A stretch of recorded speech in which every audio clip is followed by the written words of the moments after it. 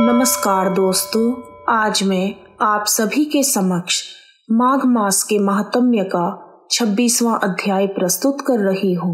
आइए शुरू करते हैं। बोलो बांके बिहारी लाल की जय। जय श्री कृष्णा, जय माता दी।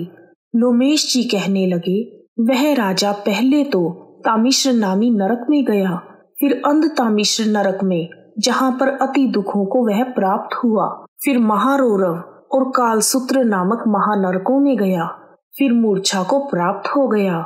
मूर्छा से चेतना आने पर तापन और संप्रतापन नाम के नरक में वह गया। तब काकोल, कुड़पल, पूर्व मृत्तिका, लोह शंकु, मृजीप आदि नरकों में होता हुआ 80 पत्र वन में पहुंच गया, फिर लोह धारक आदि नरकों में गिराया गया। भगवान विष्णु के साथ द्वेष करने के कारण वह 21 युग तक भयंकर नरकों की यातना भोगता हुआ नरक से निकलकर हिमालय पर्वत पर बड़ा भारी पिशाच बना। उस वन में वह भूखा और प्यासा फिरता रहा। उसको मेरु पर्वत पर भी कहीं खाने को ना तो भोजन मिला और ना ही पीने को जल। इस तरह घूमता हुआ वह पिशाच एक समय प्लुत प्रसत्र वन नाम के वन में जा निकला। बेहड़े के वृक्ष के नीचे वह दुखी होकर हाय मैं मरा कहने लगा। भूख से दुखी मेरे इस जन्म का कब अंत होगा? इस पाप रूपी समुद्र में डूबते हुए मुझे कौन सहारा देगा? लोमेश जी कहने लगे। इस प्रकार वेद पाठ करते हुए देवद्युति ने उसके दुख भरे वचनों को सुना और वहां पर उस पिशाच को देखा, जिसकी लाल डरावनी आंखें, दुर्बल शरीर, काले काले ऊपर खड़े बाल, विकराल चेहरा, काला शरीर, लंबी सी जीभ बाहर निकली हुई, लंबे होंठ, सूखा चेहरा, लंबे लंबे पैर थे। उस भयानक पिशाच को देखकर देवद्युति ने उससे पूछा, तुम कौन हो और ऐसे क्यों रो रहे हो? तुम्हारी यह दशा कैसे हुई? मैं तुम पर क्या उपकार करूं? मेरे आश्रम पर आ जाने से कोई प्राणी दुखी नहीं रहता और वैष्णव लोग आनंद करते हैं। सो हे भद्र, तुम अपने दुख का कारण जल्दी कहो, क्योंकि विद्वान मनोरथ पाने के लिए विलंब नहीं करते। देवद्युति के वचन सुनकर प्रेत ने रोना बंद कर दिया और वह विनीत भाव से कहने लगा, हे द्विज, किसी बड़े पुण्य के कारण मुझे आपके दर्शन हुए हैं। बिना पुण्य के साधुओं की संगति नहीं होती। फिर उसने पहले जन्म का वृतांत कहा कि भगवान विष्णु के द्वेष के कारण मेरी यह दशा हुई है। जिस हरि का नाम यदि अंत समय में मनुष्य के मुख से निकल जाए तो मनुष्य विष्णु पद को प्राप्त होता है, जो सबका पालन करता है, उसी से मैंने द्वेष किया। यह सब मेरे कर्मों का दोष है, जिसकी ब्राह्मण तप द्वारा प्रार्थना करते हैं। ब्रह्मादि देवता, सनकादिक ऋषि जिसको मुक्ति के लिए पूजते हैं, जिसका आदि मध्य और अंत है ही नहीं, उस भगवान के साथ मैंने द्वेष किया है। मैंने जो भी पुण्य कर्म किए थे वह सब भगवान विष्णु की द्वेष रूपी अग्नि में जलकर भस्म हो गए। यदि किसी प्रकार मेरे पाप का नाश हो जाए तो मैं भगवान विष्णु के सिवाय किसी और देवता का पूजन नहीं करूंगा। विष्णु भगवान से द्वेष करके मैंने बहुत समय तक नरक की यातना भोगी और अब मैं पिशाच योनि में पड़ा हूँ। इस समय मैं किसी अच्छे कर्म के योग से आपके आश्रम में आया हूँ, जहाँ पर आपके सूर्य रूपी दर्शन ने मेरे दुखों के अंधकार को दूर कर दिया है। अब आप कोई ऐसा उपाय बताएं जिससे मेरी पिशाच योनि दूर हो जाए, क्योंकि सज्जन पुरुष उपकार करने में देर नहीं करते।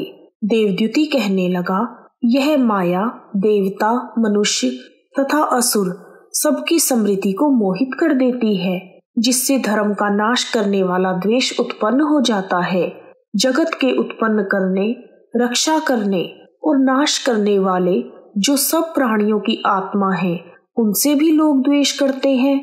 जिनके अर्पण करने से सभी काम सफल हो जाते हैं, उनकी भक्ति से मुख मोड़ने वाले मूर्ख कौन सी गति को प्राप्त होते हैं? चारों वर्णों का वेदोक्त हरि का भजन करना ही उत्तम है, अन्यथा कुमार्ग में चलने वाले मनुष्य नरक के गामी होते हैं। इसी कारण वेद विरुद्ध कर्मों को त्यागना चाहिए।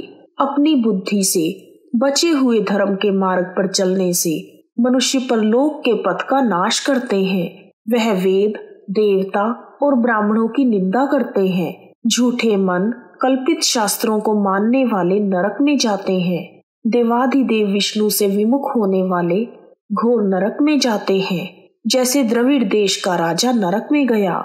इसी कारण इनकी निंदा नहीं करनी चाहिए और वेद में ना कही गई क्रिया को कभी नहीं करना चाहिए।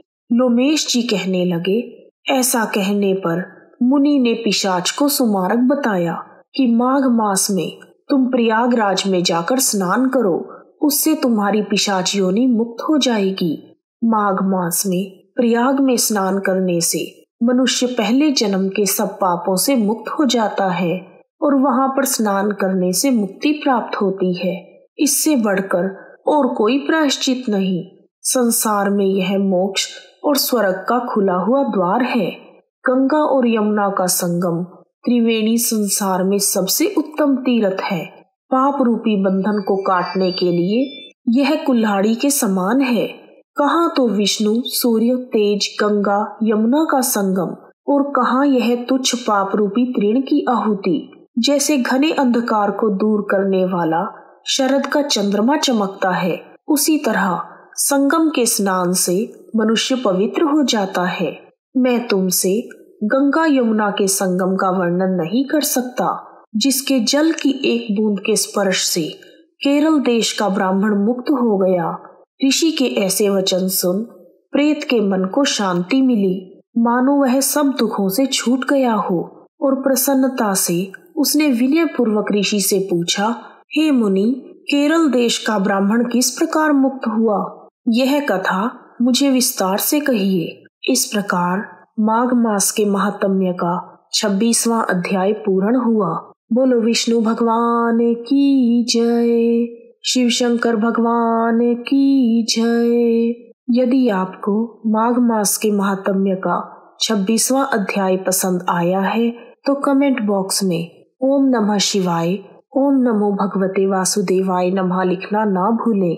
आप सभी का हार्दिक धन्यवाद। जय श्री कृष्णा, जय माता दी।